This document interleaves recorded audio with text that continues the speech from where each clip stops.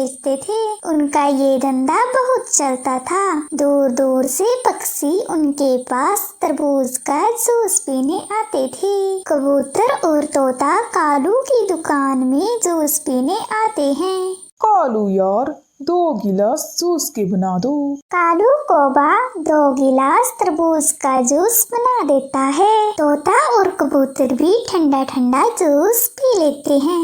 अरे वाह, तुम दोनों के इस तरबूज के जूस का कोई स्वाद नहीं। तुम दोनों बहुत ही स्वादिष्ट मीठा मीठा जूस बनाते हो। मिट्ठू तोते, हमारा बड़ा सा तरबूज का खेत है। हम रोज वहाँ से ताजे ताजे तरबूज तोड़कर जूस बेचते हैं। अरे वाह, तब तो हम रोज तुम्हारी दुकान से ये जूस पीने आया करेंगे। हाँ हाँ तोतो कबूतर, क्यों नहीं। ऐसे ही दिन बीत रहे थे। एक दिन कालू के घर रानी कवि की बहन मीना आई हुई थी। जीजा जी, पूरे जंगल में आपके तरबूज के जूस की बहुत चर्चाएं हो रही है। लगता है आपका ये काम बहुत अच्छा चला है। अरे साली साहिबा, क्या बताएं, इसमें भी पैसे जमा नहीं हो रहे। जो कमाते हैं वो कहीं न कहीं खर्च हो ही जाते हैं। महंगाई ही बहुत ज्यादा है। अब तो बर्फ भी इतना ज्यादा महंगा आ रहा है। हाँ बहन, और तरबूज की खेती भी अच्छी नहीं हो रही। अब तो बस 2 में के खाने का गुजारा हो रहा है। दीदी जीजा जी, आप दोनों बेवकूफ हो। आप दोनों खेतों में केमिकल यूज क्यों नहीं करते? केमिकल यूज करने से 1 किलो का तरबूज 5 किलो का हो जाएगा। मीना बहन, क्या तुम सच बोल रही हो? अरे हाँ हाँ रानी बहन। मीना की बात सुनकर कालू और रानी कभी सोच में पड़ जाते हैं। साली साहिबा, हम केमिकल कैसे इस्तेमाल कर सकते हैं? अरे जीजा जी, आप थोड़ी देर रुको, मैं अभी दुकान से वो केमिकल लेकर आती हूँ। मीना कभी केमिकल लाने दुकान चली जाती है। कालू जी, देखा मेरी बहन कितनी शानी है। अब तो हमें मुनाफा ही मुनाफा होगा। हाँ रानी, अगर तुम्हारी बहन पहले आ गई होती तो आज हम कितने अमीर हो जाते। अरे कालू जी, अब तो हमारे पास खूब सारा पैसा ही पैसा होगा। थोड़ी देर बाद ही मीना कभी भी आ जाती है। ये लो दीदी जीजा जी केमिकल, इसे आप इंजेक्शन में भरकर सारे तरबूजों को लगा देना, फिर देखना आप इस केमिकल का कमाल। मीना कभी भी अपने घर चली जाती है। कालू जी, चलो अब हम खेत जाते हैं। कालू और रानी कभी खेत जाते हैं और सारे तरबूजों को केमिकल वाला इंजेक्शन लगा देते हैं। कालू जी, अब हम 2 दिन बाद खेत आएंगे। हाँ काली, मीना ने भी बोला था कि इस केमिकल का कमाल 2 दिन बाद होगा। कालू और रानी अपने घोंसले में लौट जाते हैं। 2 दिन बीत जाते हैं। कभी भी अपने तरबूजों के खेत में आ जाते हैं। अरे अरे कालू जी, ये मैं क्या देख रही हूँ? इतने बड़े बड़े तरबूज, इतने बड़े तरबूज तो मैंने पहले कभी देखे ही नहीं। मेरी रानी कवि, ये तो कमाल ही हो गया। इतने बड़े बड़े तरबूजों से कितना ज्यादा जूस निकलेगा।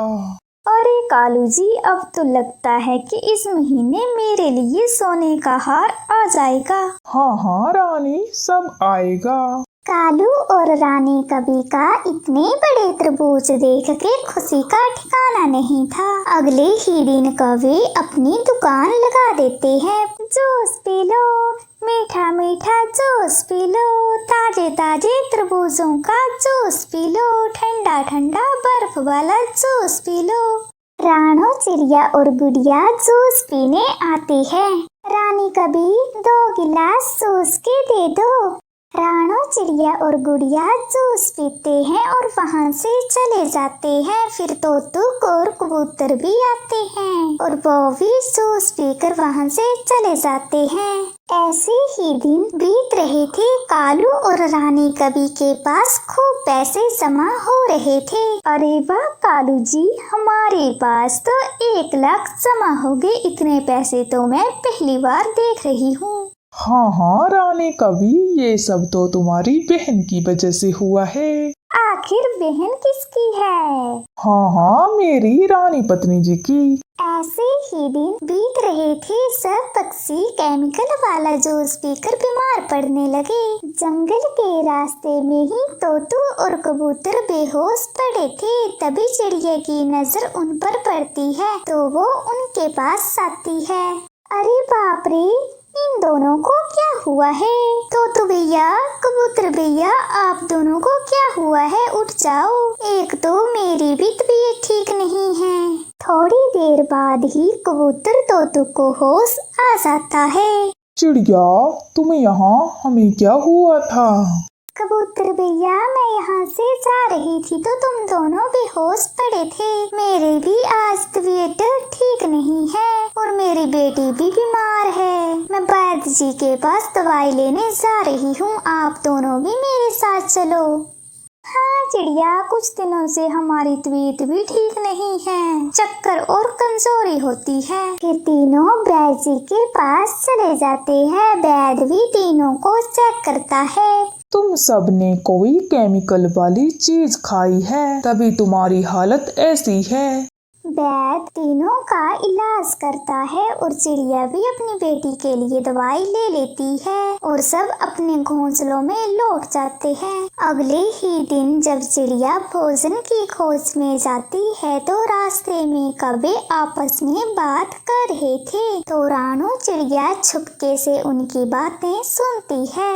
अरे कालूपति जी, अब तो जूस बेचकर हम पर पैसों की बारिश हो रही है। हाँ रानी कवि, केमिकल भी खत्म होने वाला है, तुम अपनी बहन से केमिकल ले आना।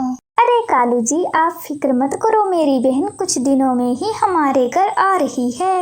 ये सब सुनकर चिड़िया बहुत हैरान होती है।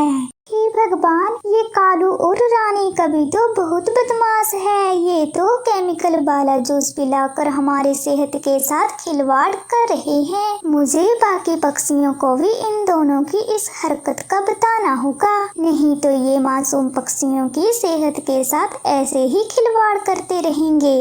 रानू चिड़िया भी सब पक्षियों के घोंसलों में जाकर रानी कवि और कालू की ये बात बताती है। फिर सब पक्षी कालू और रानी कवि को पेड़ से उल्टा बांध देते हैं। बेशर्म कौवे, तुम दोनों बहुत बदमाश हो। तुम दोनों केमिकल वाला जूस देते हो। तुम दोनों हम पक्षियों की जिंदगियों से खेल रहे हो। आज तो तुम दोनों को सजा जरूर मिलेगी। अरे नहीं नहीं दोस्तों, हमने ऐसा कुछ नहीं किया। तुम दोनों झूठ मत बोलो, मैंने आज ही तुम दोनों की सारी बातें सुन ली थी। चिड़िया, मेरी प्यारी सहेली, मुझे माफ कर दो, हम दोनों दोबारा ऐसा नहीं करेंगे। दोस्तों, इन दोनों को इतना मारो कि दोबारा ये ऐसा करने का कभी सोचे भी नहीं। सब मिलकर कौवों की बहुत पिटाई करते हैं और वहाँ से भगा देते हैं। प्यारे दोस्तों, हमें हमेशा ईमानदारी से काम करना चाहिए।